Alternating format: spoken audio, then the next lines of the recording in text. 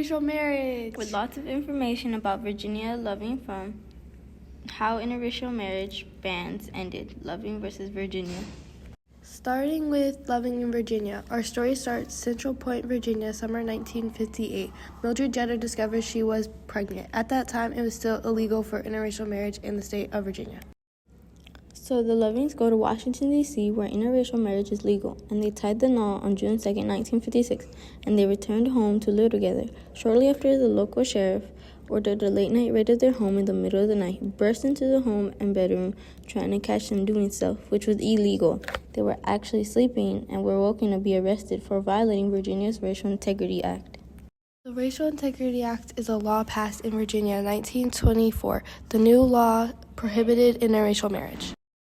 The Lovings went to court, they pled guilty, and the judge sentenced them to 1 year in prison, but then suspended them as long as they moved out of Virginia and never returned as a married couple for 25 years on January 6, 1959. They moved to Washington, D.C., the same city where they got married, eventually sneaked back to Virginia, but for 5 years they lived in D.C. and basically hated it. As Mildred and Richard's family grew in D.C., they missed their family back in Virginia. In 1964, tired of living in exile, Mildred wrote to Attorney General Robert Kennedy. Kennedy referred her letter to the American Civil Liberties Union, or ACLU, who then reached to the Lovings. The ACLU volunteered cooperating attorneys Bernie Cohen and Philip Hitchcock filed on motion on behalf of the Lovings to the Virginia-Carolina County Circuit Court, requesting to allow the marriage since denying it broke the 14th Amendment's Equal Protection Act. The ACLU expected all the pushback from the state of Virginia, so they were all well prepared to appeal to the Supreme Court. The Lovings, who were done being in the spotlight, decided to stay home on April 10, 1967, when the court heard oral arguments. By that time, 9 years had passed since they got married on June 12, 1967. The court announced it had anonymously sided with the Lovings, overturning their convictions and ruling Virginia's interracial ban as unconstitutional. Chief Justice Earl Warren wrote the opinion which stated Virginia's Racial Integrity Act went against both the Due Process Clause and Equal Protection Clause of the 14th Amendment, said Warren. The 14th Amendment requires that freedom of choice to marry not be restricted by insidious racial discrimination. Under our Constitution, the freedom to marry or not marry a person of another race resides with the individual and cannot be infringed by the state. The court also argued that laws banning interracial marriage were straight up racist, with the purpose to keep white supremacy going. On June 12, 1967, the Supreme Court issued an unanimous 9-0 decision in the Lovings' favor.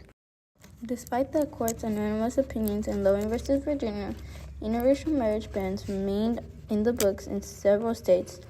The authorities couldn't enforce them now. The last state to get them off the books was Alabama in 2000.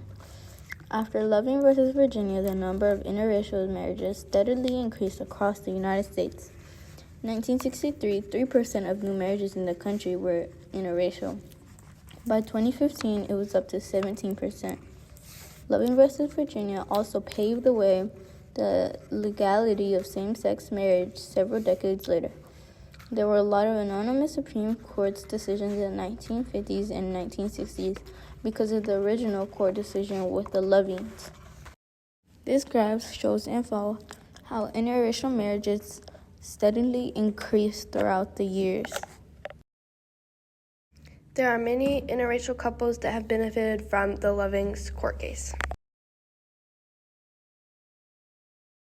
Oftentimes, people will think that we are not together. People will give rude looks and comments, so we've experienced that. Now, actually living in Arizona, it is very different to see interracial couples. Like North Dakota, like we can go days without seeing another black person. Oh, like, would you date a white guy? I was like, well, yeah, like I totally was scared because, like, if you give that right back to the states, that means that if we were to ever take a car trip, oh, well, your marriage is valid in Louisiana, but it's not valid in Alabama, but you can go to Georgia, but you better skip South Carolina. Like, I would never be able to safely ride in a car, you know, thinking that, like, at any moment, if we got pulled over, we would be forced to go away, a separate way. For a long time, I kind of felt unsafe, like, being with them by myself in public, because I didn't know how people were going to perceive me being their mom. It has been brought up, like, in public by a social worker, what I should do if these kids cry and someone comes up and is like, there's no way these kids belong to you. Right. I'm going to take them. And that's a real thing that people think, well,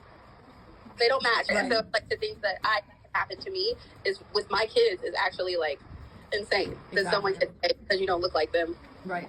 There's no way that could be your child. Call the police. Are you supposed to be with them? Or like if one of them were to cry, like is someone going to think that I'm hurting or like kidnapping this child because they don't look like me? And I'll show you like this picture, right?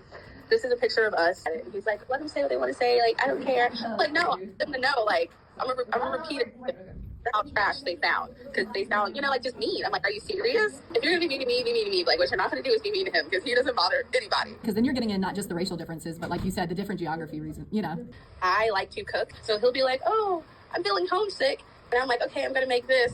And he's like, this tastes just like my mom. So like now I've added Norwegian food to my repertoire. We need to be talking about what people fought for us for in the 50s and 60s and 70s, because we're in a new time period where we need to be remembering what our rights are and like what people have fought for, and then like demanding the government to continue to ensure the things that, were fought for in the 60s.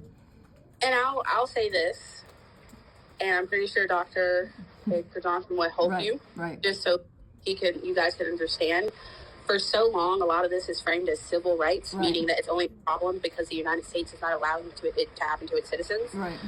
A lot of these are human rights issues. Right. The idea that you can't marry who you want to marry. Right.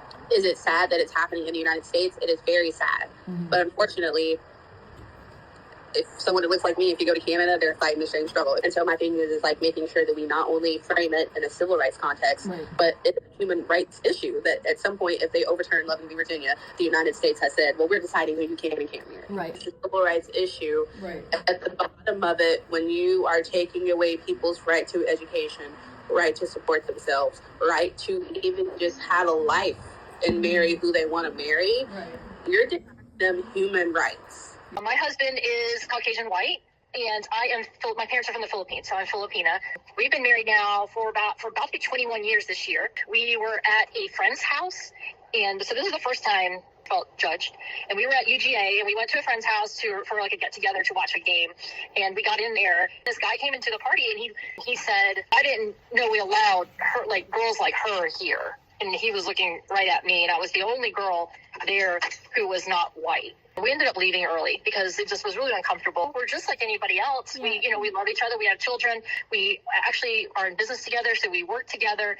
And so it's, I assume that it's just like any other marriage, whether if we were, both white or both Filipino, we work together, we love each other. And we kind of just try to let things, things like that, the judgment, to not really bother us.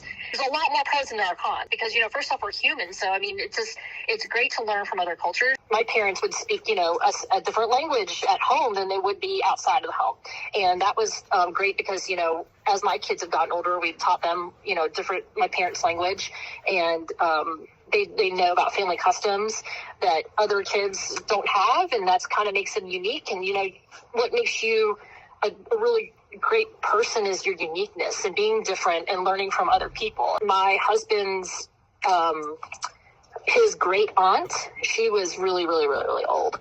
And so when she met me, she was like, oh, you were not what I expected, is what she said. And I didn't really, take too much offense to it. No offense, but, older generations kind of say stuff that is okay for them to say because that's how they grew up and that's how it was for them. But they don't mean harm for the most part. And sometimes they speak without thinking. And a lot of people do that. But a lot of older generations kind of will say stuff out loud. That stuff like that. They're not meaning to be mean. But eventually, she was cool with me before she passed away. And so we were, I didn't take too much offense to it. Yeah. My husband and I, we own a restaurant together. And we're out and about in the community a lot. And so he and I, today, he and I were at a couple of, we do caterings where we take our food to other places and to cater them. And sometimes we get to places and people would be surprised that they'll think that I'm his helper. And so that's where that actually happened today. And I was just like, okay, whatever. It happens so much that I'm kind of like, all right, it didn't bother me too much. After a while, and I hate to say it, but you just kind of get used to it. And most of the time people don't mean it to be mean. They just are genuinely surprised.